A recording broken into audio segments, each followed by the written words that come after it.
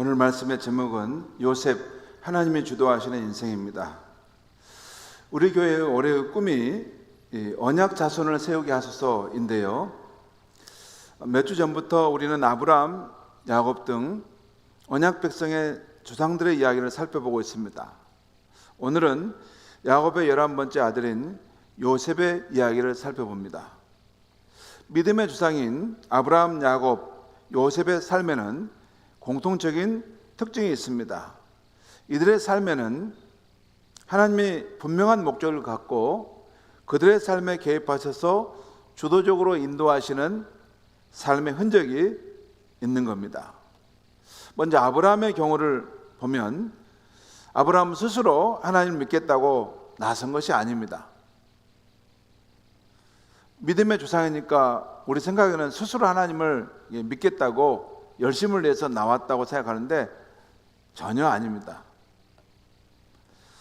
하나님께서 인류 구원의 계획을 갖고서 주도적인 은혜로 우상 숭배하던 아브라함을 선택하셨고 그를 부르심으로 시작했습니다.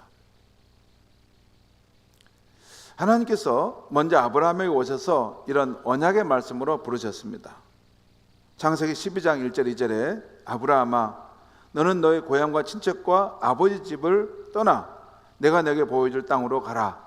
내가 너로 큰 민족을 이루고 내게 복을 주어 내 이름을 창대하게 하리니 너는 복이 될지라. 너는 복이 될지라. 하나님의 강한 의지를 담고 있는 표현입니다.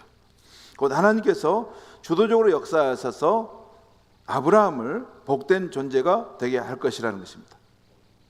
이 하나님의 주도적인 부르심에 따라서 아브라함이 나서는데 처음에는 실수한 면이 있고 넘어지는 면이 있습니다. 하지만 결국 하나님은 그를 복된 존재로 변화시켜 놓으십니다. 다음으로 야곱의 경우도 그 어머니 리브가의 모태에 있을 때부터 하나님께서 미리 예언하십니다.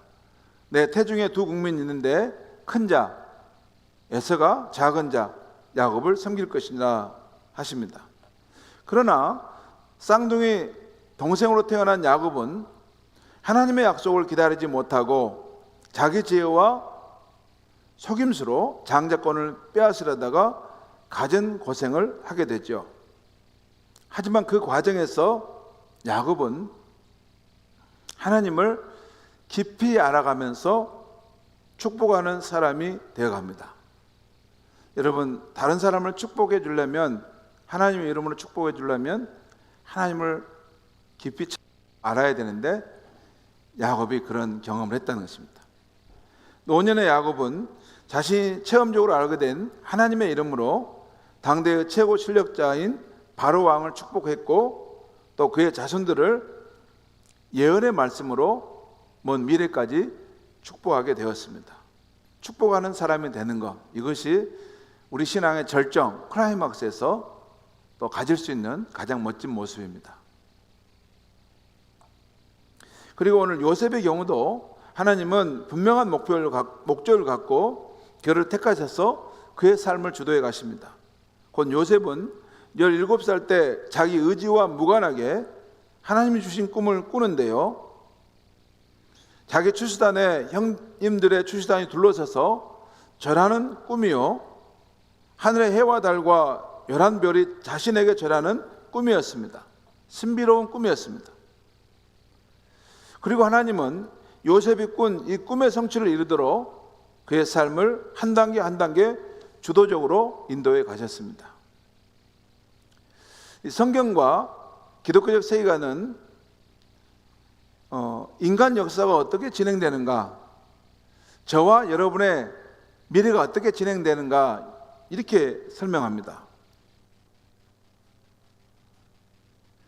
먼저 하나님이 이 천지 만물을 이렇게 온 세상을 창조하셨어요. 그런데 창조자 하나님은 자유의지를 가진 분이세요. 그래서 하나님이신 이 세상에서 그 뜻을 세우시고 그 뜻을 이루기 위해서 일해 가시는 분이십니다. 이게 하나님의 이 경륜이에요. 경영하심. 그래서 이 사건의 경로를 이렇게 이쪽으로 갈 것을 이렇게 바꾸기도 하시죠. 구약 성경에 보면 이스라엘과 아수르 또 바벨론 또 여러 민족들과 이렇게 전쟁을 하게 될 때 하나님께서 그 뜻을 세우시고 그 뜻을 이루어가는 쪽으로 그 전쟁의 향방을 결정하시죠. 그런 이야기들이 성경에 가득 나와 있죠. 이게 하나님께서 그가 창조하신 세상 속에서 일하시는 방식입니다. 근데 두 번째는 하나님의 자유의지가 있는 이 세상에 인간을 창조해 주셨는데 이들도 자유의지를 가졌다는 것이에요. 하나님의 형상으로 지음받은 인간의 가장 분명한 특징은 자유입니다. 자유. 인간다움, 하나님다움은 자유예요. 자유. 그래서 하나님은 더 큰 영역을 다스리는 자유의지를 가지고 있고 인간은 좀 더 작은 영역을 가지는 자유 영역을 가지고 있습니다. 이것은 우리에게 두 가지를 분명하게 말씀하고 있어요. 하나는 이 세상을 주관해 가신 하나님은 자신의 뜻으로 모든 영역을 가득 채우겠다 하지 않으신다는 거예요. 자유의지를 가진 인간을 지으셨다는 것은 그 인간의 그 자유와 뜻을 따라서도 이 세상을 함께 만들어 가시겠다 하는 뜻이 있어요. 마치 이런 겁니다. 우리가 감독이 무대에 어느 작품을 이렇게 연극을 올려낼 때 전체 줄거리는 감독이 그걸 이렇게 잡죠. 그런데 그 안에서 배역을 맡은 그런 배우들이 있잖아요. 어떤 부분들은 배우의 자유재량에 맡긴다는 것이에요. 큰 줄거리는 하나님 이렇게 잡은데 무대 감독처럼 그 안에서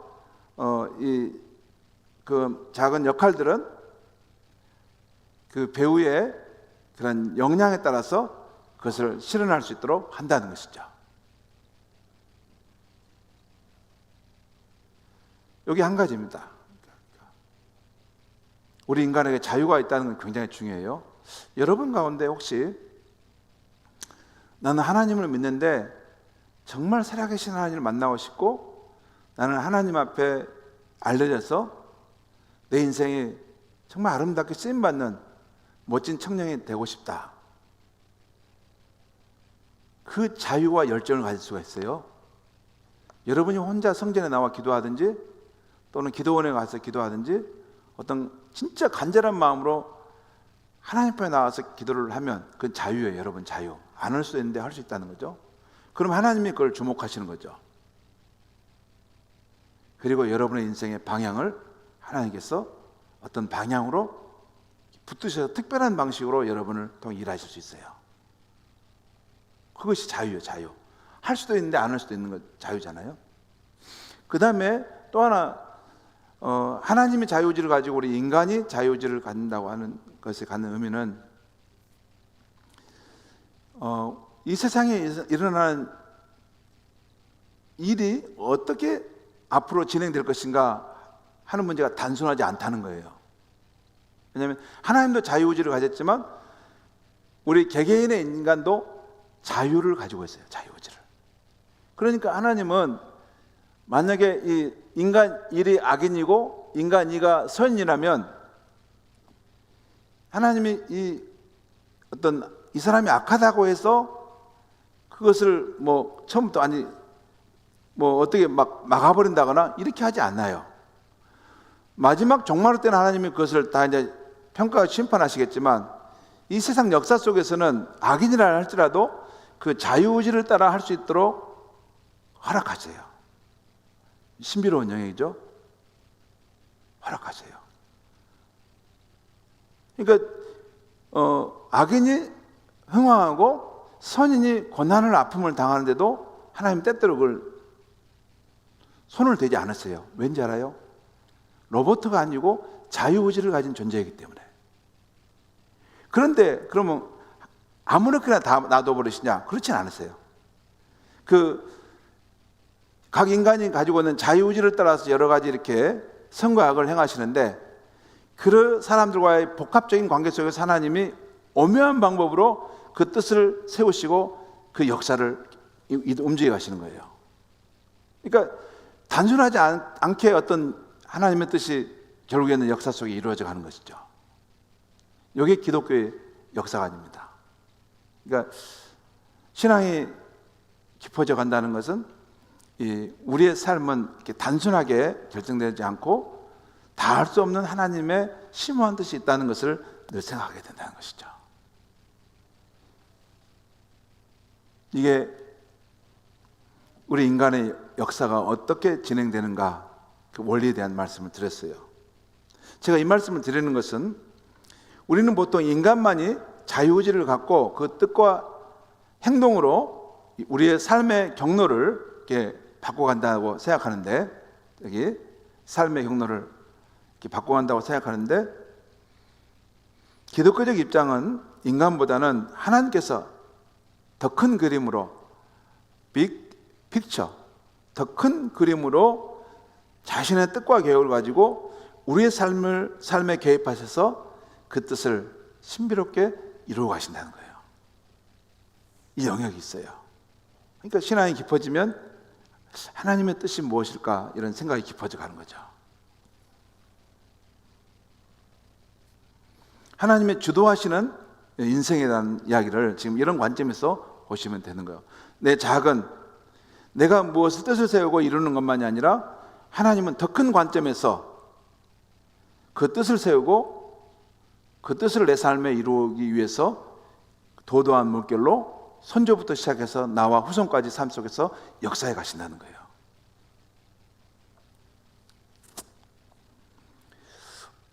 이게 이제 언약 백성의 아브라함, 야곱, 요셉의 삶에 일어나는 일들이죠. 오늘 아침에는 복의 근원인 아브라함에게 주신 하나님의 약속이 희미해져 갈 때 다시 하나님의 꿈을 꾸었던 요셉의 이야기를 통해 은혜를 받고자 합니다. 요셉은 한편의 드라마와 같은 삶을 살다 간 인물이라 할 수 있습니다. 곧 아버지 야곱의 사랑을 한 몸에 받기도 하고, 형들의 미움으로 구덩이에 던져져 죽을 뻔하기도 하고, 애굽의 종으로 팔려가기도 하고, 시위대장 보디발의 신임을 받아 이름을 떨치기도 하고, 억울한 누명을 쓰고 하루아침에 감옥에 떨어지기도 하고, 또 바로 왕 앞에 죄수로 서기도 하고, 대6년 동안 수많은 생명을 살린 이집트 나라의 총리가 되기도 하고, 자기를 죽이려 했던 형들과 제외하는 모습, 또 그 아버지와 눈물로 제외하는 모습, 또 죽어가는 순간에 하나님의 약속의 땅을 소망하며 내가 죽더라도 하나님이 여러분을 돌보시고 인도해 갈 텐데, 때가 되어 이 출애굽을 하게 되면 꼭 내 뼈를 수습해서 그 약속의 땅에 묻어달라 하고 소망의 말을 하고 생을 마치죠. 한마디로 대역전의 드라마와 같은 삶을 산 사람이 요셉입니다. 오늘 우리는 요셉의 삶에서 다음 세 가지를 살펴보려고 하는 거예요. 첫째, 하나님께서는 요셉의 인생 가운데 어떻게 주도적으로 일하고 계셨는가. 두 번째는 하나님의 주도하심의 인도 속에서 요셉은 어떻게 믿음으로 살았는가. 세 번째는 하나님께서 요셉과 함께 하셨는데 왜 형들이 요셉을 죽이려 한 음모와 보디발의 아내의 모함까지 지켜주지 않으셨는가입니다. 먼저 하나님께서 요셉의 삶 가운데 어떻게 주도적으로 일하고 계셨는가인데요, 이것은 오늘 본문 창세기 39장 이전에 요셉의 어린 시절부터 그런 일들이 있었어요. 요셉이 어느 날 이 신비한 꿈을 꾸었던 것도 그것입니다. 그 꿈을 꾼 거죠. 정말 독특한 꿈이잖아요. 하늘의 해와 달과 별이 자기에게 절한다. 하나님 주신 꿈은 쉽게 잊혀지지 않아요. 그 마음속에 영롱한 그런 꿈으로 계속해서 살아했죠.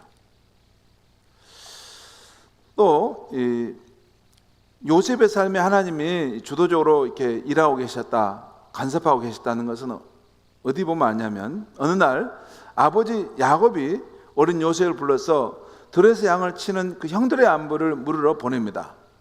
그런데 형들이 항상 일하던 그 자리에서 다른 곳으로 옮겨가 버린 거예요. 그래서 형들의 행방이 어디로 갔지? 요셉이 막 찾고 방황하고 막 헤매고 있었어요. 근데 마침 그때 형들이 있는 곳을 정확히 아는 어떤 사람을 만나게 돼서 그 말대로 갔더니 정말 형이 있는 걸 만났어요. 여러분, 만약에 이때 요셉이 그 사람을 못 만났다면 어떻게 했을까요? 집으로 갔겠죠. 그럼 또 상황이 달라졌겠죠.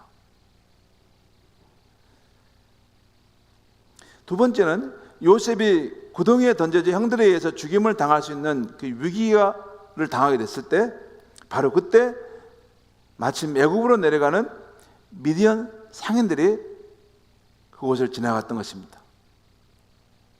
그 형들이 음식을 먹다가 그 상인들을 본 거예요. 이제 구덩이에 던져놨으니까 밥 먹고 나서 이걸 죽여야 되겠다 이렇게 생각하는 상황인데,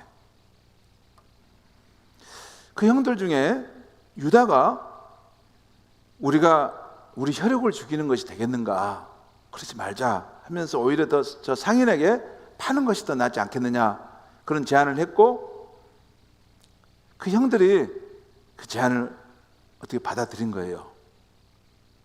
다른 선택지가 생긴 거죠. 그래서 요셉이 구사일등으로 살아나게 된 것입니다. 또 세 번째, 오늘 본문 창세기 39장 1절에 나오지만, 요셉을 이끌고 갔던 상인들이 애굽 사람들에게 팔 때 다른 애굽의 그런 귀족들도 많이 있었을 텐데, 그 바로 왕의 그 친위 대장인 보디말의 집에 종으로 팔았다는 거예요. 이것도 독특해요. 마치 감독이 그 극적인 구성을 짤 때 아주 치밀하게 구성하듯이 하나님이 단계마다 그걸 연결하고 있다는 것이죠. 또한 네 번째, 보디발의 아내가 요셉을 유혹하다가 누명을 씌우게 되지 않습니까? 그때 감옥을 갈 때 오늘 본문 20절에 보면 요셉은 성추행범인데 왕의 재수가 있는 감옥에 보내진 것입니다. 그러니까 정치범, 사상범이 있는 곳에 보내져 있어요. 지금도 우리는 여러분 그 형무소 가면 이게 정치범과 또 그냥 일반 사범을 분리해서 하거든요. 뭐 예를 들어 성추행범 이런 사람을 정치범과 섞이지 않습니다. 근데도 요셉이 왕의 제수들이 있는 이 정치적 사상범이 있는 곳으로 그쪽으로 가게 되었다는 것이에요. 그리고 그곳에서 나중에 애굽왕의 술 맡은 간원장과 떡 굽는 간원장이 들어온 것을 만나게 되고 그들을 섬기게 되는 일을 하게 됩니다. 이것도 절묘한 우연처럼 보이는데 절묘하게 이루어진 거죠. 그래서 애굽왕의 최측근이었던 그 둘로부터 그 당대 애굽의 최고의 정치와 경제에 대해서 듣고 배우게 된 것입니다. 여러분, 여기 맡은 술 맡은 또 떡 맡은 관원장이란 말은 그 당시는 아무나 왕의 측근으로 가까이 갈 수 없었어요.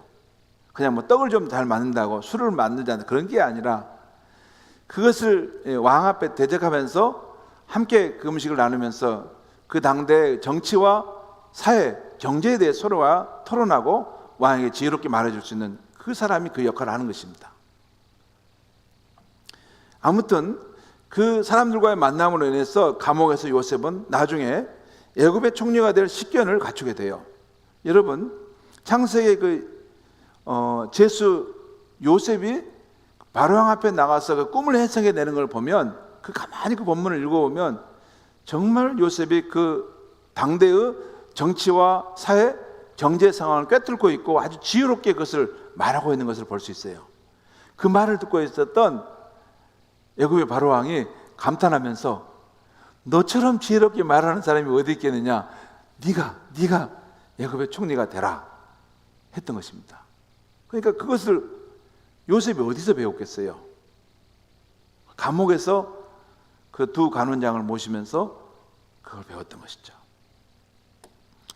아무튼 이 단계마다 하나님께서 요셉의 그런 꿈을 이루기 위해서 그 과정을 주도적으로 인도하고 계셨다는 것입니다. 우리 눈에 우연히 일어난 일처럼 보이는 일일지라도 하나님께서는 특별한 목적을 갖고 그 일이 일어나고 그 사람과의 만남이 일어나게 하신다는 것이에요. 그게 하나님의 일하심입니다. 올해 우리 교회의 이 꿈이 언약 자손을 세우게 하소서라는 주제인데요, 저는 이 꿈과 비전이 하나님께로부터 온 것이라는 확신이 있습니다. 그 이유는 제가 전혀 의도하지 않았는데, 아니 저뿐만 아니라 작년에 우리 교회에 와서 부흥회를 인도해 주었던 당진 동일교회 목사님조차도 왜 자신이 이 교회에 오게 되었는지 모르겠다는 거예요. 그분 말씀이, 원래는 우리가 그분 초빙할 때 자신이 이전에 알고 있던 광주에 있는 은광교회인지 알고 자기 생각에 그렇게 생각하고 우리 교회 부흥회를 하겠다고 왔다는 거죠. 근데 실제 와보니까 다른 교회였다는 것이에요. 그래서 그 목사님이 개인적으로 둘이 있을 때, 김 목사님 어떻게 나를 알고 이렇게 초대했어요? 저도 속으로 웃었습니다. 웃기만 했어요. 왜냐하면 저도 마찬가지니까요. 원래는 다른 교회 목사님을 부흥회 강사로 초빙하려고 했어요. 저희가 이문희 목사님 잘 알아요. 그렇게 막 열심히 노력했는데 그 길이 막힌 거예요. 그래서 아무튼 누구 한 분은 모셔야 되지 않겠는가 하다 보니까 그분이 연결된 거예요.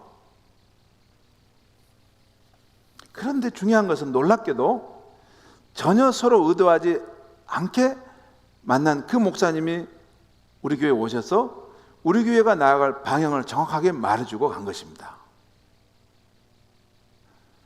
여러분, 요한복음 2장에 보면 물도온 하인들은 알더라 라는 표현이 있어요. 저는 그 일이 어떻게 일어났는지를 처음부터 내가 다 알고 있기 때문에 이건 하나님이 아니면 이 조합을 맞추기가 어려운 상황이에요. 그러니까 성도 여러분, 우리 눈에 우연처럼 보이는 일들을 통해서도 하나님께서 우리의 인생을 주도적으로 인도해 가신다는 것을 꼭 기억하시기 바랍니다. 하나님께서는 우리가 다 이해할 수 없는 신비로운 방법으로 우리의 인생을 인도해 가십니다. 그러므로 우리는 어느 날 내가 누구를 만나고 내가 무슨 일을 경험하게 되는 데는 때때로 숨겨진 하나님의 뜻과 계획 속에서 그 일이 일어나고 있다는 것을 염두에 두어야 하는 것입니다. 왜? 왜냐하면 그 일들이 하나님께로부터 온 일이라면 그 순간 우리가 믿음으로 그것을 붙들어야 되는 거예요. 여러분, 때때로 놓칠 수 없는 하나님의 축복이, 하나님의 선하신 인도하심이 우리 삶에 올 수 있어요. 여러분은 젊잖아요. 앞으로 그런 기회들이 반드시 와요. 그때 이것이 하나님께로부터 나를 새로운 차원으로 이끌기 위해서 부르신 것이다 라는 그것을 생각해 보고, 그 앞의 상황이 안 보일지라도 때로는 그걸 믿음으로 선택하고 뛰어들 필요가 있어요. 그래야지 인생이 새로운 세계가 이렇게 점프하듯이 열릴 수가 있어요.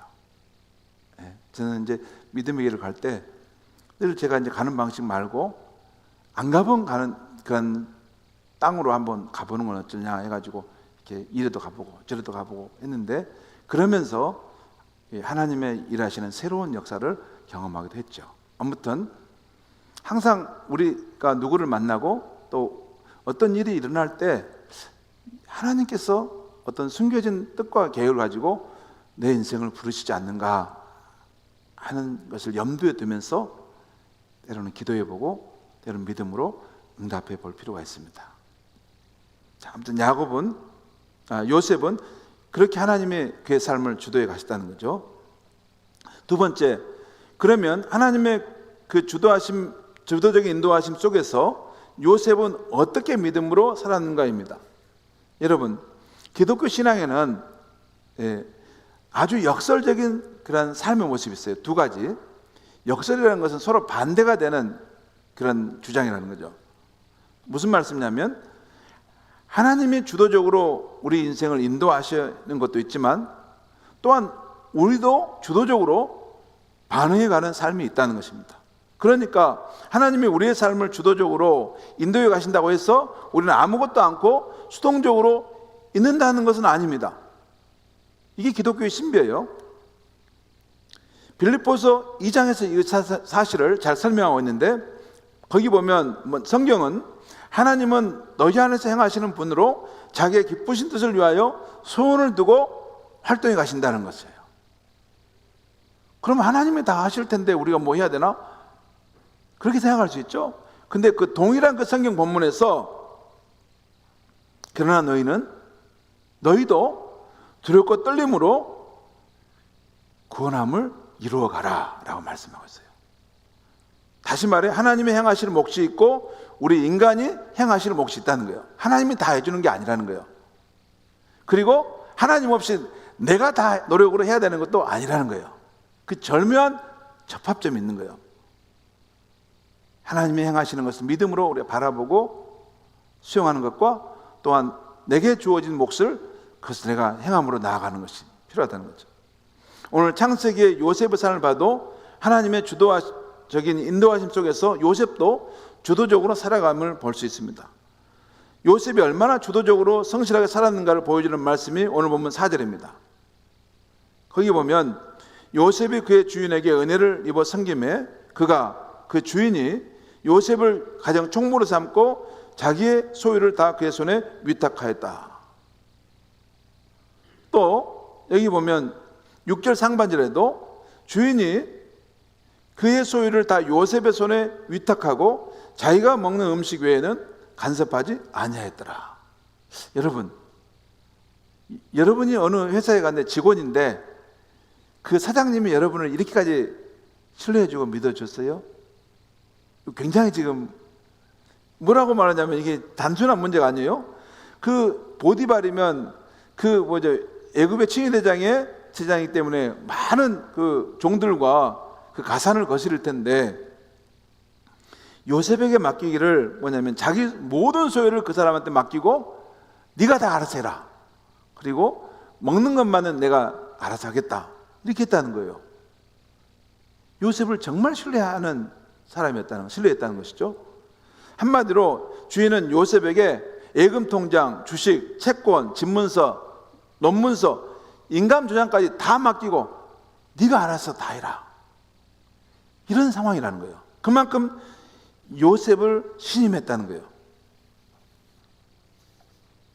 그 요셉에 대한 주인의 신뢰는 물론 하나님의 은혜의 역사 부분도 있겠지만 요셉 자신의 정직함, 성실함, 탁월함도 있었다고 볼 수 있는 것이죠.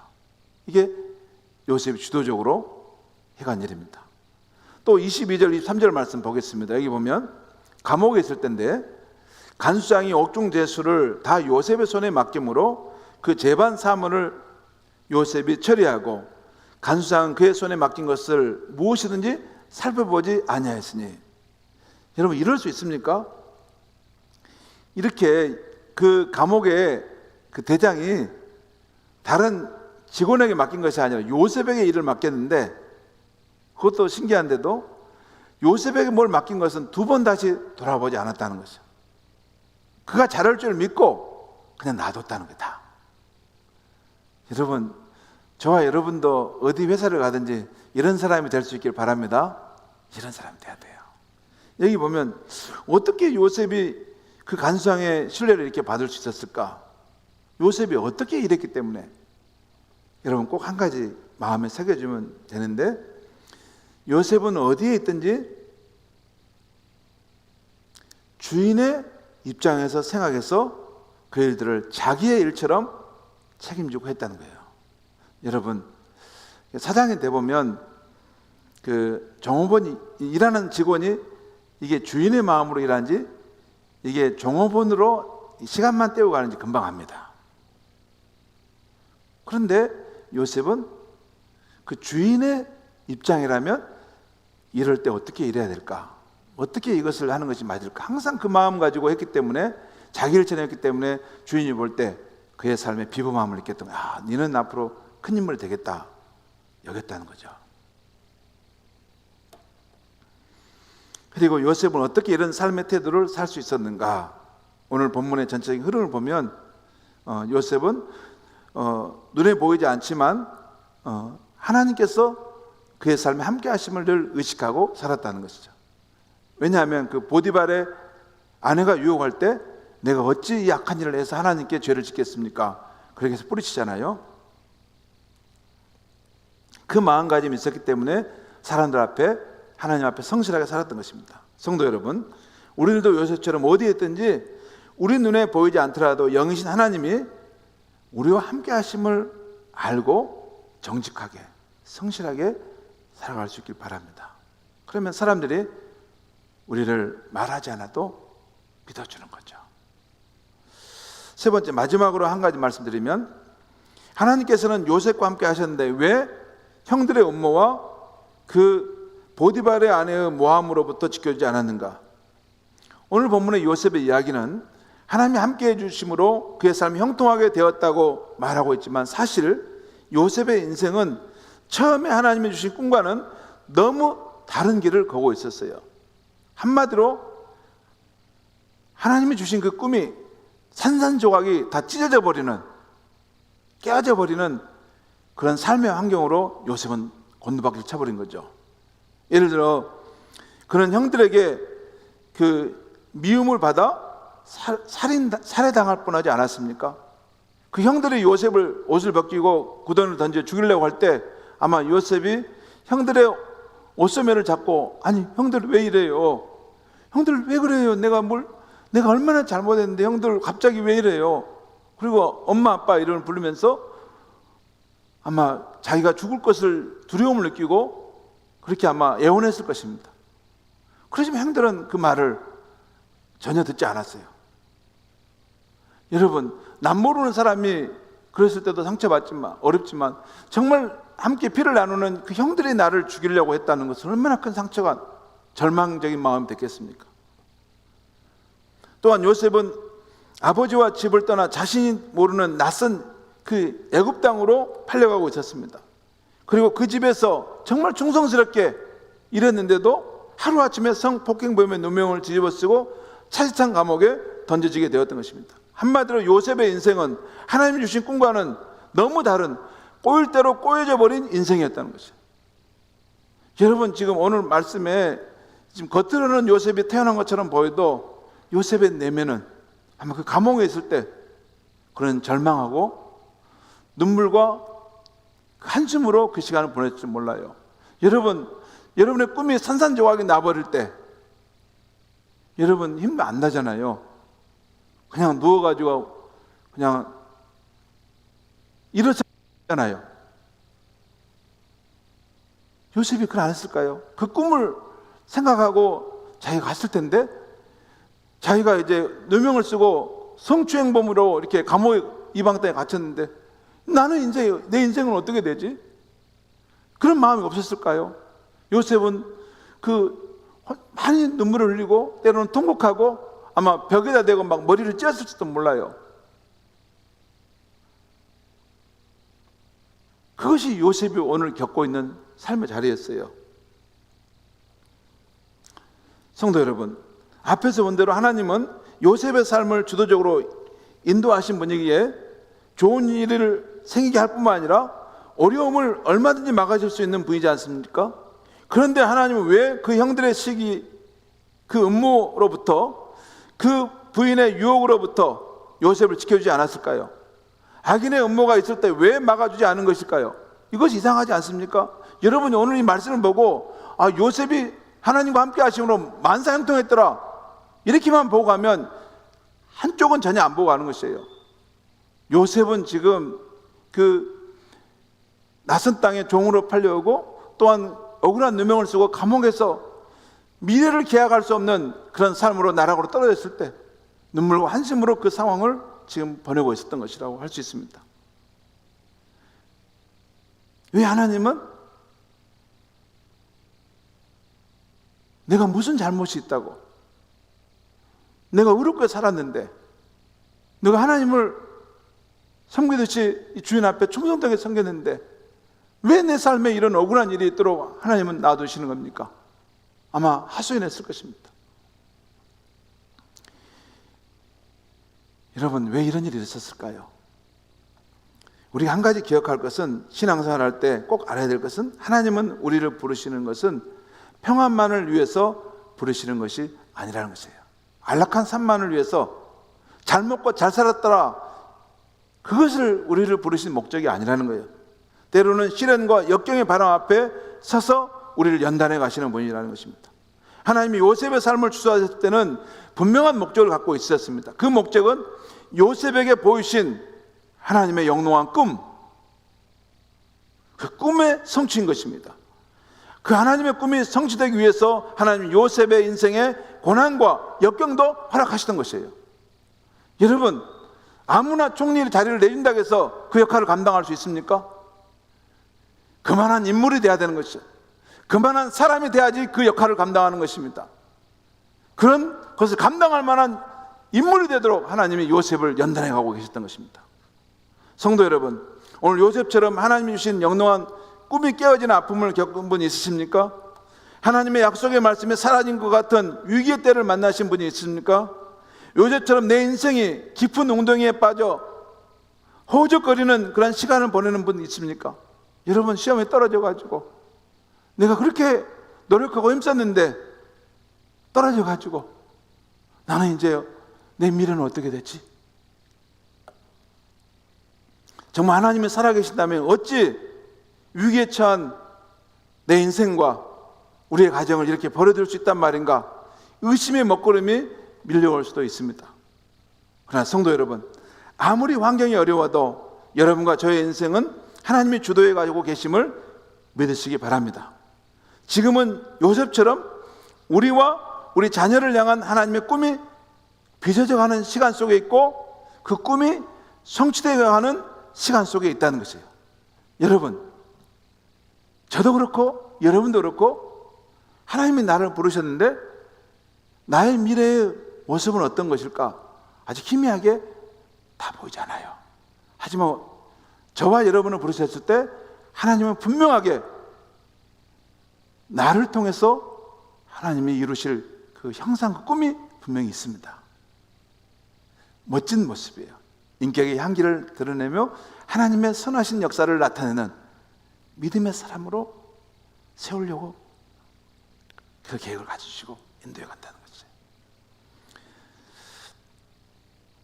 여러분, 오늘도 요셉처럼 시련과 역경의 때에 인내로서 하나님을 경외하고 따랐던 것처럼 우리를 향한 하나님의 꿈을 기필코 우리도 이루어갈 수 있기를 주의 이름으로 축원합니다. 기도하겠습니다. 하나님 아버지, 오늘 요셉의 삶에 하나님이 특별한 목적과 꿈을 가지고 그의 삶을 한 단계 한 단계 인도해 가심을 보여주셨습니다. 좋을 때뿐만 아니라 그가 시련과 역경을 겪을 때에도 하나님이 그의 삶을 주도해 가셨고, 때로는 시련과 역경을 통해서 요셉을 연단하시고 훈련하시고 진정한 하나님의 사람으로 빚어가셨다는 것을 알게 하시니 감사합니다.